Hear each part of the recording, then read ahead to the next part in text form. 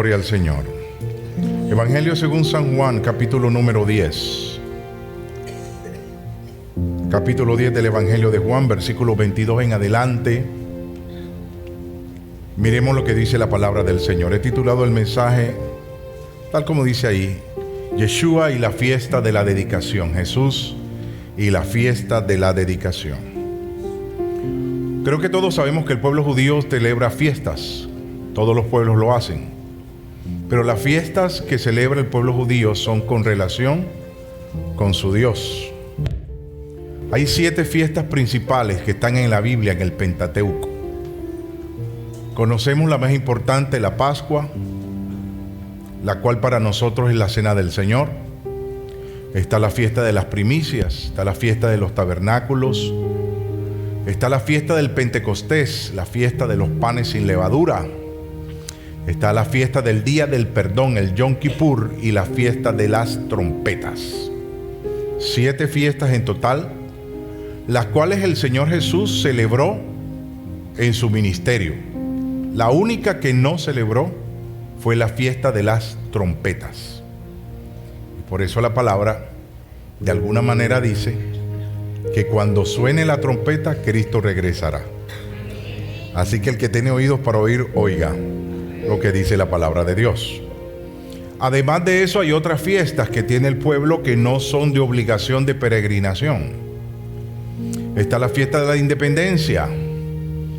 El 14 de mayo de 1948 volvieron a ser nación luego de 19 siglos y medios de haber sido completamente anulados de la faz de la tierra por el Imperio Romano. Y otra de las fiestas que todavía celebran hoy, y lo hacían también en el tiempo de Jesús, es la que vamos a mirar en esta mañana, que se llama la fiesta de la dedicación, pero también se llama la fiesta de las luces. Diga conmigo, fiesta de las luces.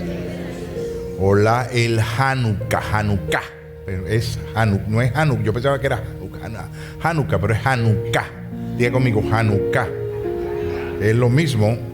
Lo que quiere decir Hanukkah es el candelabro de 9 brazos. Candelabro o menora siempre tiene brazos y siempre es número impar. 3, 5, 7, máximo 9. Y el 9 es el Hanukkah. Entonces lo llaman y eso tiene una razón de ser. Y este año 2019 va más o menos desde el día 22 de diciembre hasta el 29. Y resulta que el centro es el 25 de diciembre. Es como si fuera la Navidad judía. Eso algo de alguna manera tiene que ver también con nuestro calendario. Pero vamos a leer lo que dice la palabra del Señor. Versículo 22 en adelante dice la Escritura: en el nombre del Padre, del Hijo y del Espíritu Santo. Por esos días se celebraba en Jerusalén la fiesta de la dedicación. Era invierno y Jesús andaba en el templo, en el pórtico de Salomón. Entonces lo rodearon judíos y le preguntaron: ¿hasta cuándo vas a tenernos en suspenso? Si tú eres el Cristo, dínoslo con franqueza. Ya se los he dicho a ustedes y no lo creen. Las obras que hago en nombre de mi Padre son las que me acreditan, pero ustedes no creen porque no son de mi rebaño. Mis ovejas oyen mi voz, y yo las conozco y ellas me siguen. Yo les doy vida eterna y nunca perecerán, ni nadie podrá arrebatármelas de la mano. Mi Padre que me las ha dado es más grande que todos, y de la mano del Padre nadie las puede arrebatar. El Padre y yo somos uno.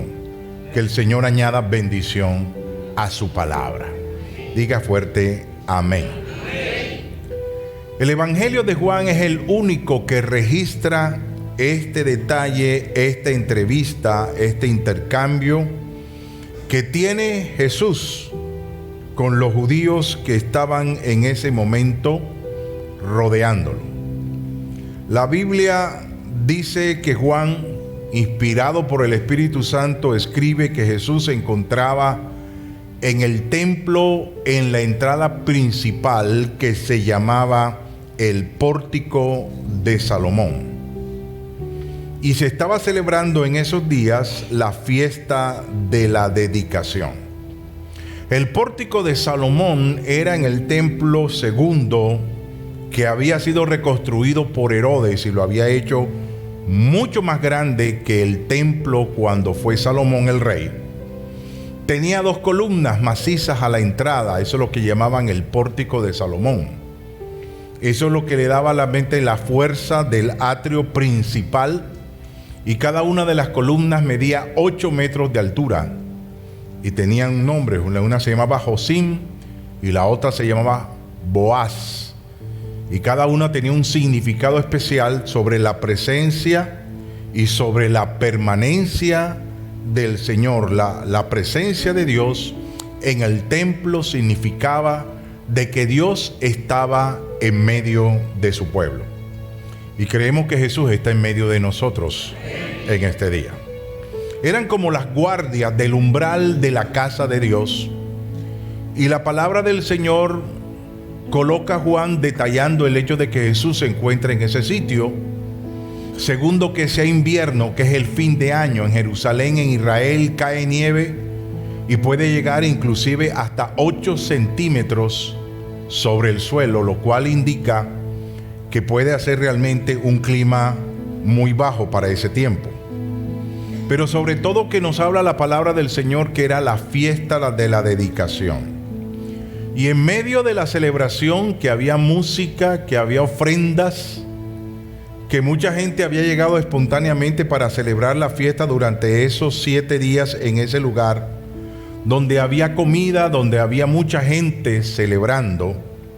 Dice la palabra de Dios que los judíos le preguntan a Jesús si eres realmente el Mesías o si eres el Cristo, el libertador de la nación, dínoslo con franqueza.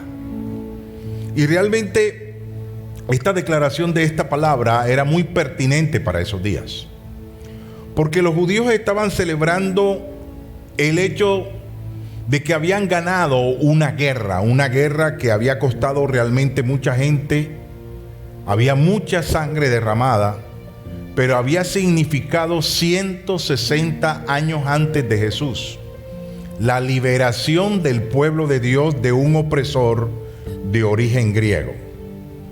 Según la tradición judía, el hecho de celebrar la fiesta de la dedicación significaba que ellos habían vencido en una guerra y habían entrado en el templo y habían reconstruido el altar y lo habían otra vez dedicado al Señor, colocando un sacrificio de un cordero tal como lo dice la palabra. Pero resulta que años antes se había levantado un hombre llamado Antíoco, que había colocado como apodo Epífanes para sí mismo. Epifanía significa, ¿verdad?, la presencia de Dios. Él mismo quería hacerse un Dios y había tratado que el pueblo de Dios cambiara sus costumbres, quitara la palabra de Dios que conocían, quitara la circuncisión, quitara la enseñanza de la palabra de Dios y aceptara la helenización, o sea, que ellos llevaran en sí la cultura griega. O sea, no les iban a quitar a Jehová, pero les iban a dar otros dioses para que ellos los adoraran. Y la costumbre de ese tiempo era que había gente que se había dejado permear porque consideraba de pronto, conforme a la propaganda que había, que la gente tenía que cambiar, que esas leyes y esas costumbres eran costumbres antiguas, que eran cosas que estaban pasadas de moda, que eran cosas que ya no iban realmente con el modernismo de la época, y que había que tener no solamente a Dios, sino a Zeus, a Marte, a Diana y a otros dioses, y que todo aquel que entrara por ese camino iba a recibir dinero, iba a recibir tierra, realmente iba a ser parte, iba a ser agradable ante el dirigente.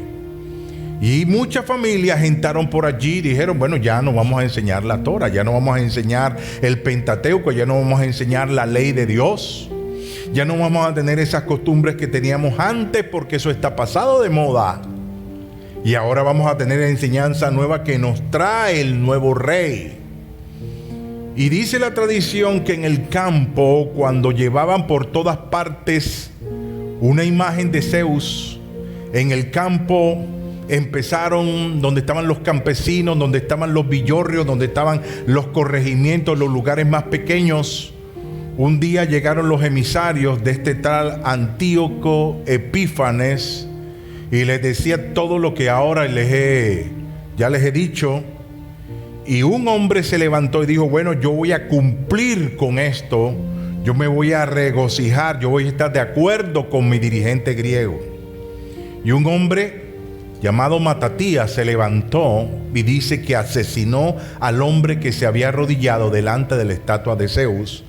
Y ahí comenzó una rebelión que duró varios años. Una rebelión donde los judíos, siendo menores en número, dice que lucharon y guerrearon contra los griegos y dice que los vencieron y los echaron fuera del país, de tal manera que Dios les dio la victoria. La tradición dice que cuando regresaron a Jerusalén, fueron a ver el templo. Y cuando llegaron al templo de Dios, lo encontraron completamente profanado. ¿Y por qué estaba profanado, pastor? Porque encontraron que dentro estaban las figuras de otros dioses. Porque lo encontraron completamente abandonado, lleno de basura. Y resulta que en el altar del lugar santísimo habían colocado una cerda y la habían sacrificado como un animal inmundo, un animal impuro, para profanar completamente el culto a Dios. Y ellos limpiaron el lugar, purificaron el lugar, reconstruyeron lo que había que reconstruir y colocaron un cordero y dijeron en un nuevo altar, aquí se va a adorar al único Dios verdadero. Y colocaron un candelabro de oro y lo encendieron con un poquito de aceite que solamente iba a durar un día, pero resulta que según los escritos duró 7 días hasta que consiguieron más aceite. Y eso lo consideraron un milagro, porque podían tener el fuego, pero sin el aceite el fuego se podía extinguir. Y precisamente fue lo que hicieron y permaneció encendido durante los 7 días. Eso dice la historia, sabiendo nosotros que es uno de los elementos del tabernáculo y que la palabra de Dios dice claramente que Jesús es la luz del mundo y que el candelabro es tipo de nuestro Señor Jesucristo y es la única figura que se encuentra en el Antiguo Testamento y en el Nuevo Testamento, de tal manera que nosotros tenemos que entender que así como ayer Jesús ilumina en las tinieblas, hoy también Dios lo hace. Solamente luz, solamente Dios, solamente Jesús puede iluminar nuestras vidas. Solamente el Señor realmente nos puede dar a nosotros y mostrarnos el camino. ¿Sabes una cosa? Cuando uno lee esta historia que tiene realmente muchas más detalles y de pronto alguno que quiera averiguar puede buscarlo de alguna u otra manera en la palabra del Señor en el libro del profeta Daniel, capítulo número 11. Y si de pronto usted quiere investigar un poco más, lo va a encontrar también en Mateo 24, cuando Jesús dice la abominación desoladora que hablaba el profeta Daniel, confirmando la palabra de Dios. ¿Sabes? Nosotros hoy, que es el primer domingo del mes de diciembre y que celebramos la cena del Señor, yo traigo realmente esta palabra de la dedicación o rededicación, como dicen algunos, para decirles, hermanos, que nuestra vida, nuestro cuerpo, lo que somos templo del Espíritu Santo de Dios. Cada uno de nosotros le pertenece a Dios si nosotros hemos aceptado el señorío de Cristo sobre nuestras vidas. Estoy diciendo si hemos aceptado el señorío de Cristo sobre nuestras vidas. Y los judíos le preguntaban al Señor Jesús: tú vas a ser como Judas Macabeo, que nos liberó, que vino con espada, lanza, que vino realmente con todos sus guerrilleros y sacaron a los griegos del país. Tú eres ese Mesías como David, que venció a los filisteos. Y Jesús dice: yo soy el Mesías. Pero ¿sabes una cosa? Mi liberación no es liberación de tierras, no es liberación de una guerra que hoy se gana y mañana se pierde. La liberación más importante está en el corazón del hombre. La liberación más importante, vamos, si le va a aplaudir, apláudale a Dios. Más importante está en el interior de cada uno de nosotros. Porque si conocemos la verdad de Cristo, la verdad de Cristo nos hace libres. Si conocemos la verdad de Dios, las verdades de Dios nos liberan en el nombre de Jesús. En cambio, las otras, un día ganamos y otra perdemos. La liberación de Dios no tiene nada que ver con lo político o lo militar. La liberación de Dios tiene que ver para sacar fuera de nuestra vida todo el pecado y todo aquello que se levanta en contra de Dios. Y sabes, en estos días en Colombia, cuando estamos en medio de tanta confusión, que estamos en medio de tanta zozobra, en medio de tantas cosas que dicen por aquí y por allá, los de un extremo, los del otro, las redes sociales, los medios de comunicación, y tratan de confundirnos y nos tratamos de ubicar de un lado del otro. Estoy de acuerdo con esto y desacuerdo con aquello, y no logramos entrar y encajar completamente con ninguno. Yo puedo decir como Jesús, ¿verdad? Hoy realmente le establecía o les decía a los judíos que le preguntaban: les he dicho y no lo entienden, les he dicho y no lo comprenden. Lo que he hecho muestra de que yo soy el Mesías, expresaba Jesús. Pero ¿sabe por qué ustedes no lo entienden? Porque no son mis ovejas. Y las ovejas del Señor reconocen la voz de Dios. ¿Alguien entiende lo que yo estoy diciendo hoy? Escuche lo que le voy a decir. Los que reconocen la voz de Dios, los que escuchan la voz de Dios, son los que tienen fe y la aplican a su corazón. No los que simplemente escuchan algo y les sale por el otro oído. No aquellos que de pronto están escuchando el mensaje de hoy en la mañana y luego les sale por el otro oído cuando salen a las 11 de la mañana por esa puerta. Sino que aquellos que toman la palabra del Señor y la aplican a su corazón y dicen: Señor, yo quiero obedecerte, yo quiero servirte, yo quiero que tú seas el Señor de mi vida. Para mí es lo más importante. Gloria a Dios. Eso es lo más importante. Así como Antíoco Epífanes decía: puedes tener a Dios y puedes tener otros dioses. Así como ese hombre decía: pero mira, no necesitas hoy la circuncisión. Eso es del pasado. Y dice: ya no necesitas las cosas de Dios. Ya no necesitas realmente buscar a Dios. Ya no necesita, ese no es el mensaje para este tiempo. Eso ya ha caducado, ya eso es antiguo, eso está pasado de moda. Eso de andar en santidad está pasado de moda. Eso de buscar a Dios está pasado, eso de la oración está pasado de moda. Eso de leer la Biblia está pasado de moda. Y hoy día es el mismo mensaje que se está dando hoy, pero el pueblo de Dios que conoce a Dios sabe cuál es la verdad. Jesucristo es el camino, la verdad y la vida. Y nadie va al Padre sino por medio de Él. Gloria a Dios. Los llamados progres nos quieren impulsar, nos quieren sacar, nos quieren poner a un lado. Quieren decir que todo es relativo. Quiere decir que lo que dice Dios hay que dudar de todo lo que dice la palabra de Dios. Mas yo os digo, lo que dice Dios es real, es verdadero. Lo que dice el hombre cambia, transforma y se cae. Lo de Dios permanece para siempre. Estoy diciendo que lo de Dios permanece para siempre. Una familia que se paró y dijo no. Un hombre Matatías que tenía a su hijo Judas, Juan, Simeón, dijeron no, permaneceremos. Puede que las cosas cambien, puede que haya otra filosofía, puede que haya cuantas cosas, pero las verdades de Dios van a permanecer. Y cuando llegaron a Jerusalén y encontraron el templo en esa condición, decidieron purificarlo. Y sabes, yo creo que cada cierto tiempo necesitamos purificar nuestro templo, purificar nuestra vida, purificar nuestros pensamientos.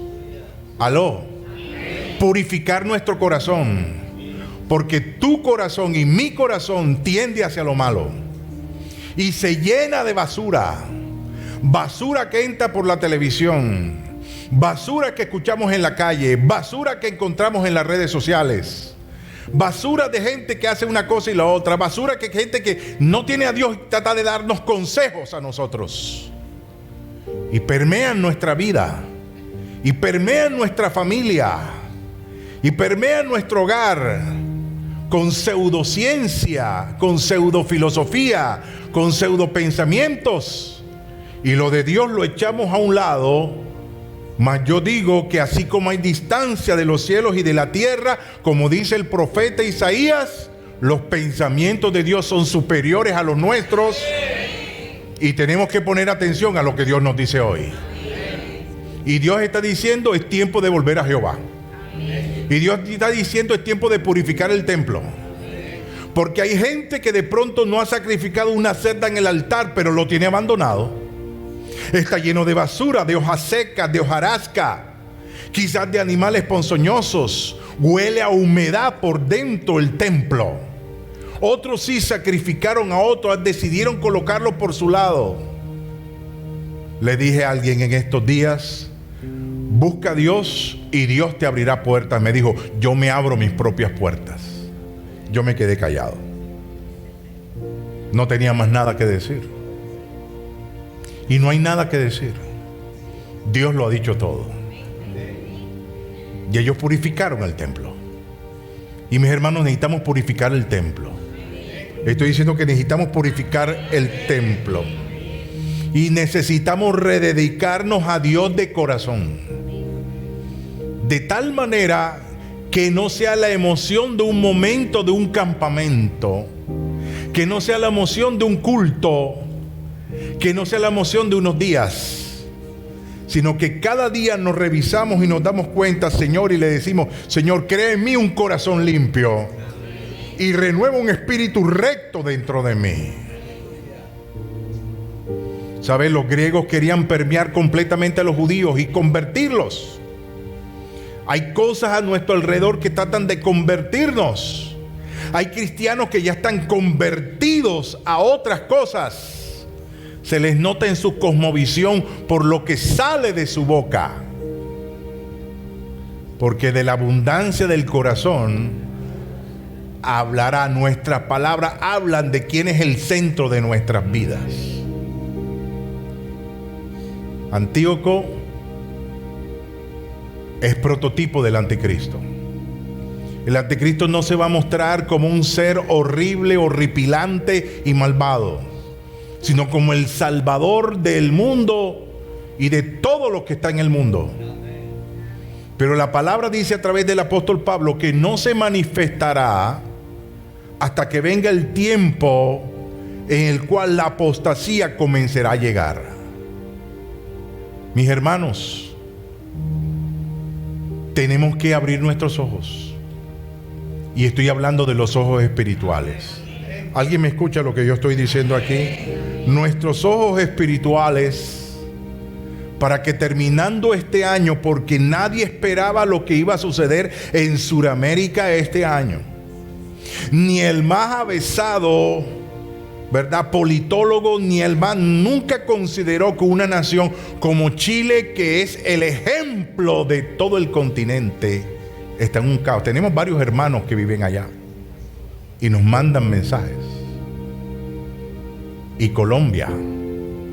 Y no sabemos qué sucederá mañana. Pero el pueblo que teme al Señor, Dios lo guardará. El hombre y la mujer que temen a Dios, Dios les guardará, los mantendrá y saldrán adelante en el nombre del Señor. Dios los guardará y los protegerá. Gloria a Dios. Compromiso de mantenerlos limpios. El compromiso de tener la palabra de Dios en nuestras vidas clara, de tal manera que no daremos un pie ni a la izquierda ni a la derecha. Defenderemos la vida. Aló. Defenderemos lo que Dios ha establecido en su palabra. Y habrá ataques, y a veces hay ataques que arrecian, hieren y lastiman. Pero hay algo que de pronto a veces no se abre en las iglesias, es que el cristiano tiene que pasar por sufrimiento. Si usted no sufre por Cristo, no va a tener la fuerza para ir adelante. Tenemos que sufrir por el Señor. Tenemos que mantenernos en pie en el nombre de Jesús. Tenemos que seguir adelante en el nombre del Señor. Gloria a Dios. ¿Cuántos dicen gloria a Dios? Y me llama la atención porque el significado del candelabro que está en el Antiguo y el Nuevo Testamento tiene que ver con Jesús. Lo dice el Pentateuco, lo dice Hebreos y lo dice Apocalipsis. ¿Sabes una cosa? Dice la palabra, Apocalipsis, capítulo 1, me volví para ver quién era la voz de que hablaba, y al volverme vi 7 candelabros. 7. En medio de los candelabros estaba alguien semejante al Hijo del Hombre, vestido con una túnica que le llegaba hasta los pies y ceñido con una banda de oro a la altura del pecho. En la revelación de Juan en la isla de Patmos, Jesús aparece entre los candelabros. Muéstrame el candelabro otra vez. ¿Sabes una cosa? 9 brazos. Hanukkah o Hanukkah significa el de 9 brazos, la menora. ¿Sabe lo que hacían? Encendían el del centro. ¿Sabe cómo se llama el del centro? El que es de la base se llama Shamnas. Significa el servidor. ¿Cuántos servidores del Señor hay aquí? Amén. Se encendía el del centro. ¿Sabes una cosa? Que tu luz siempre esté encendida. Que haya siempre aceite en tu vida. Y si no lo hay, si tú buscas, encontrarás aceite para que tu luz siempre esté encendida. Se encendía la del centro y se encendía la del extremo el primer día. El segundo era el otro brazo, y así sucesivamente, segundo día, tercero, cuarto, quinto, sexto, séptimo, octavo, toda la semana completamente encendido. Nuestras vidas encendidas no andarán en tinieblas. Y cuando vengan las tinieblas, la luz resplandece en las tinieblas. Y cuando hay luz, podemos ver el sendero en que tenemos que andar. Y sabemos para no desviarnos ni a izquierda ni a derecha, sino que en la fiesta de las luces y la dedicación, no de estas que se acaban, no de estas que las quitamos dentro de un mes, sino la luz del Señor en nuestra vida va a permanecer para siempre. Aleluya. Vamos, apláudale fuerte a Dios. Que el Señor nos alumbre en cada decisión. Que el Señor nos alumbre en cada una de las cosas que vamos a emprender en el año 2020. Que Dios esté en tu hogar. Por eso yo digo que uno tiene que estorbarse a sí mismo. ¿Alguien me entiende? Uno tiene que estorbarse a sí mismo para ver si está en la fe. Uno tiene que estorbar a los hijos aunque los hijos se molesten. ¿Aló? Aunque el hijo se moleste, usted tiene que decir, ¿estás leyendo la Biblia? No, papá. ¿Hace cuánto? Hace una semana. Vamos a leer la Biblia. No tengo tiempo. Vamos a leer la Biblia. No quiero ahora. Vamos a leer la Biblia. Se mete en el cuarto. Usted entra al cuarto. Vamos a leer la Biblia. Y le lee la palabra de Dios. Y la palabra no regresará vacía. Y hará algo que tiene que ver en su vida. En el nombre poderoso de Jesús. Y uno tiene que estorbarse a sí mismo y decirle a uno mismo, bueno, ¿cómo estoy? ¿Cómo está mi fe? ¿Cómo está mi espiritualidad? ¿Cómo está mi devoción con Dios? Comenta mi búsqueda de Dios. Y eso te llevará realmente a mirar el nivel, cómo te encuentras, y dirás: necesito del Señor. Necesito de la fuerza del cielo. Necesito que Él me ayude y me lleve adelante. Necesito que la llama está demasiado pequeña. Se vuelve la llamita de la comodidad. Sí, me gusta esa frase. ¿Sabes lo que es la llamita de la comodidad? Sí, el nombre está bien puesto. O sea, estamos cómodos. Sí, con lo mínimo estamos cómodos. Pero podríamos estar mucho más fuertes. Estamos mucho más firmes. Porque el que piense estar firme, mire que no cambie. Puede aplaudir al Rey, por favor. Apláudale fuerte. Apláudale fuerte al Señor. Gloria a Dios. Gloria al Señor. Padre, te damos gracias. Bendecimos tu nombre, Señor, en esta preciosa mañana de domingo.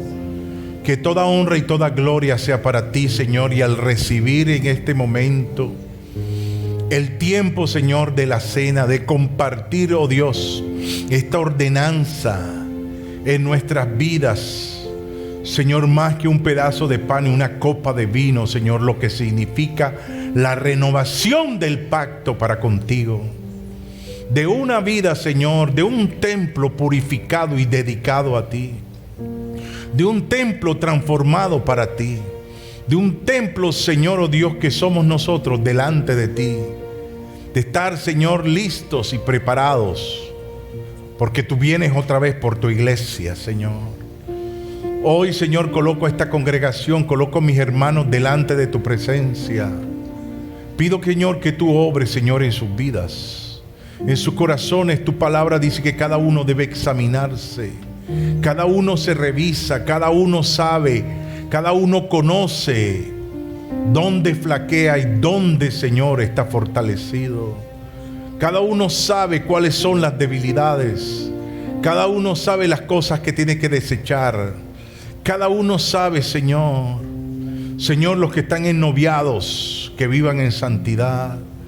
Señor, oh Dios, todos los que estamos aquí delante de ti, para poder comer del pan y beber de la copa de una manera agradable, Señor, delante de tu presencia, para honrarte, no para dejar de tomarla hoy, Señor, sino para hacerlo y hacernos el compromiso contigo, Señor. Y si algo no está bien, si estamos practicando algo, Señor, que no conviene, Señor, que podamos renunciar a eso, que haya renuncia a todo aquello, Señor, oh Dios, y nos alineemos contigo, que tú eres nuestro Señor, nuestro Dios y nuestro Rey. Bendito Dios, te damos las gracias y bendecimos tu nombre. Gracias, Señor. Gracias, Dios.